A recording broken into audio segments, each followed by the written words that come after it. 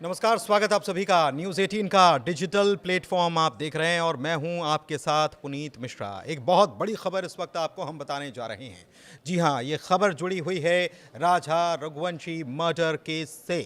जी हां, राजा रघुवंशी की हत्या हुई थी। आपको मालूम है ये पूरा मामला, और इस मामले में अहम खबर आ रही है मेघालय से। इंदौर के राजा रघुवंशी मर्डर केस में कोर्ट ने 2 सह आरोपियों को जमानत दे दी है। जी हां, ये चौंकाने वाली खबर सामने आई है। इस मामले में 2 लोगों को जमानत मिल गई है। किसे किसे जमानत मिली है ये भी आपको बता देते हैं। इस मामले में लोकेंद्र सिंह तोमर सह आरोपी जो है उसे जमानत मिल गई है। इसके अलावा गार्ड बलबीर अहिरवार को भी जमानत कोर्ट के द्वारा दे दी गई है। लेकिन शिलोम जेम्स को न्यायिक हिरासत में भेज दिया गया है। अब इससे पूछताछ की जाएगी। शिलोम जेम्स की से पूछताछ इसलिए की जाएगी क्योंकि ये शिलोम जेम्स वही है जिसने सबूत को छिपाने के लिए साजिश रचने का काम किया और उनको जलाने का तक काम किया था। इसके अलावा गहने जो हैं सोनम के, वो भी उसके पास से मिले हैं। दरअसल इंदौर के रहने वाले राजा रघुवंशी की हत्या के मामले में नए अपडेट सामने आए हैं। इस हाई प्रोफाइल केस में न्यायिक मजिस्ट्रेट प्रथम श्रेणी DKK मिसिल की अदालत ने 2 सह आरोपियों लोकेंद्र सिंह तोमर और बलबीर अहिरवार को जमानत दी। लोकेंद्र सिंह तोमर इस मामले में गिरफ्तार होने वाला 8वां आरोपी था। इससे पहले बलबीर और शिलोम जेम्स को गिरफ्तार किया गया था।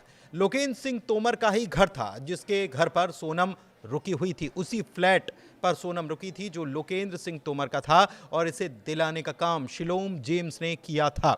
और वहीं पर फ्लैट का लोकेंद्र उस फ्लैट का मालिक है जहां पर हत्या के बाद सोनम रघुवंशी ने शरण ली थी, इंदौर पहुंची थी। आपको याद होगा कि मेघालय में ये पूरी हत्या की वारदात अंजाम देने के बाद ये खबर सामने आई थी कि सोनम फिर वापस इंदौर चली गई थी, और यहीं पर इसी फ्लैट पर लोकेंद्र सिंह के ही फ्लैट पर सोनम ने शरण ले रखी थी।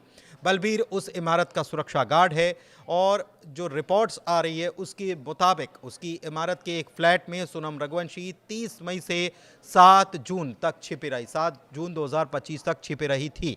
और वहीं पर उसने पूरा सब कुछ देखा था कि क्या कुछ घटनाक्रम चल रहा है, मीडिया का जमावड़ा कैसे है, मीडिया में खबरें क्या निकलकर सामने आ रही हैं। एक एक खबर पर नज़र भी सोनम के द्वारा रखी गई थी। बताया यह गया कि यह फ्लैट शिलोम जेम्स नाम के शख्स को किराए पर दिया गया था, और बलबीर अहिरवार जो उस फ्लैट का सुरक्षा गार्ड है उस दौरान वो वहां पर तैनात था और पूरी गतिविधि की जानकारी भी रखता था।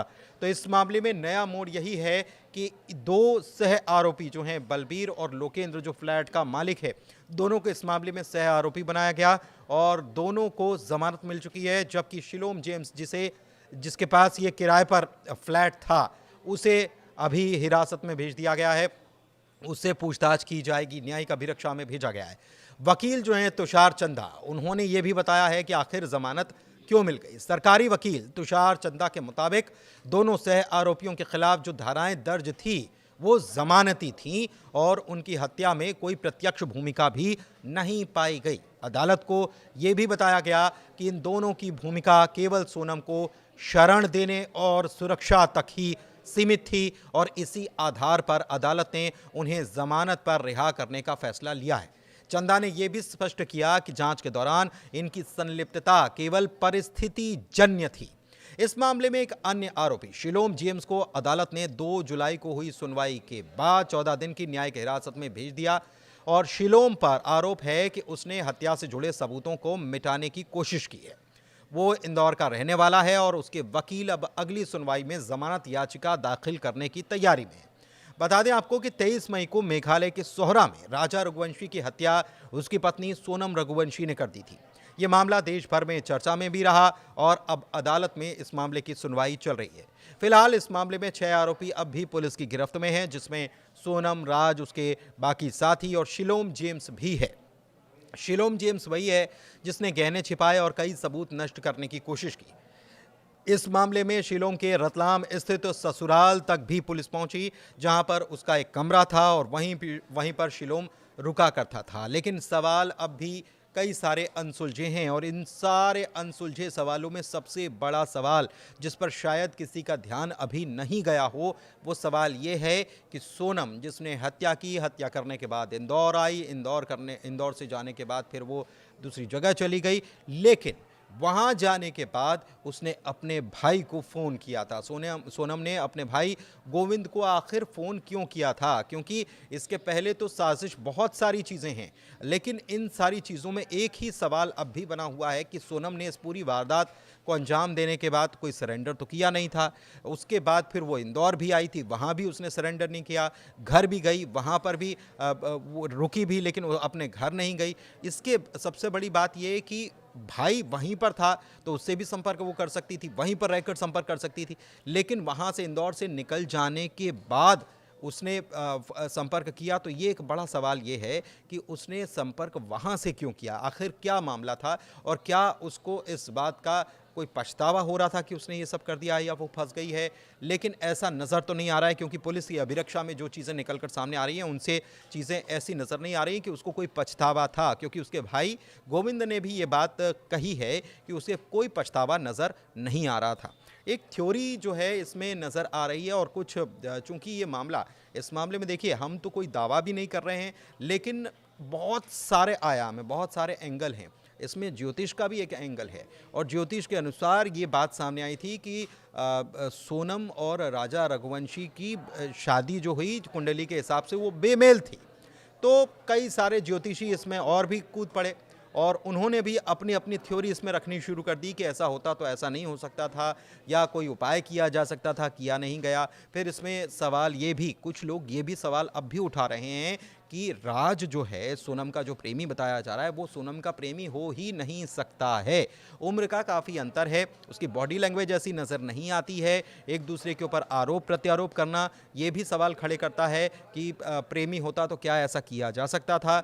और ये भी कहा जा रहा है कि कोई और ही व्यक्ति है, क्योंकि जो जानकार हैं, जो लंबे वक्त से ऐसे चीज़ें देखते आए हैं, ऐसे मामले देखते आए हैं, ऐसे केसेस देखते आए हैं, उनका भी यही मानना है इस मामले में कि ये लगता नहीं है कि राज इसमें सोनम का प्रेमी है। सोनम का हो सकता है कि कोई और प्रेमी हो।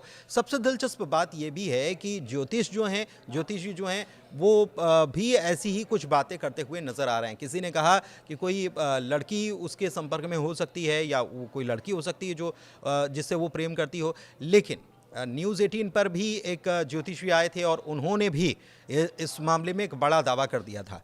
उन्होंने ये कह दिया था कि सोनम का प्रेमी जो है वो जो दिखता है उसके बारे में उन्होंने पूरा विस्तार से बताया था। अगर आप पुराने वीडियो देखेंगे तो आपको शायद पता होगा, या आप सर्च करेंगे तो भी आपको नज़र आ जाएगा, जिसमें उन्होंने बताई थी कि हाइट कैसी है, कितनी है, रंग कैसा है, उसका डील डॉल कैसा है, ये भी बताया गया था। और उसमें ये भी बताया गया था कि हो सकता है कि सोनम को ये जानकारी हो, और ये एक थ्योरी के तौर पर भी ये समझा जा सकता है कि सोनम को इस बात की जानकारी हो गई हो, किसी पंडित से उसने अपनी कुंडली मिलवाई और उसमें हो कि पति हंता योग जिसे कहा जाता है, वो योग है उसमें, और इसीलिए उसने ये किया। और उसके बाद वो शायद अपने प्रेमी के साथ सोच रही हो कि वो सुखी जीवन गुजार लेगी। लेकिन बहुत सारे मामले हैं, कई सारी थ्योरियां हैं। पुलिस जो पड़ताल कर रही है उसमें एक एक चीज़ निकलकर सामने आ जाएगी, लेकिन इसमें वक्त लग रहा है। सबसे बड़ी बात यह है, इसमें नई बात यह है कि अब राजा जो है उसके परिवार के लोग इस बात के लिए प्रयास कर रहे हैं, हाई कोर्ट भी गए हैं कि इस मामले में हो ना हो कोई ऐसी बात है जो अभी तक निकलकर सामने नहीं आई है, और उस बात को निकालने के लिए चाहते हैं कि नार्को टेस्ट हो। नार्को टेस्ट के ज़रिए ही सोनम और राज जो है उसका नार्को टेस्ट होना चाहिए, ताकि उनसे पूछताछ हो तो उन पहलुओं का खुलासा हो सके जिनके मामले में अभी तक सोनम और राज ने मुंह नहीं खोला है। फिलहाल मामले में सुनवाई चल रही है और कोर्ट इस मामले में अपना फैसला सुरक्षित रखेगा और सुनाएगा भी कि इस मामले कौन दोषी है कौन नहीं है। लेकिन अभी चीज़ें जो हैं वो जांच के दायरे में भी हैं, और इस जांच का दायरा जो है वो लगातार बढ़ता जा रहा है। कई सारे एंगल हैं जिनके छोर तक अभी भी शिलोंग पुलिस नहीं पहुंच पाई है, लेकिन कोशिश लगातार की जा रही है। और इस बीच परिवार ये चाहता है, राजा का परिवार चाहता है कि नार्को टेस्ट होना चाहिए, ताकि सोनम के मुंह से वो बातें निकल सके जिसके ज़रिए पता चल सके कि आखिर इसके अंदर वो राज कौन सा है जो अभी तक निकलकर बाहर नहीं आ पाया है। धन्यवाद।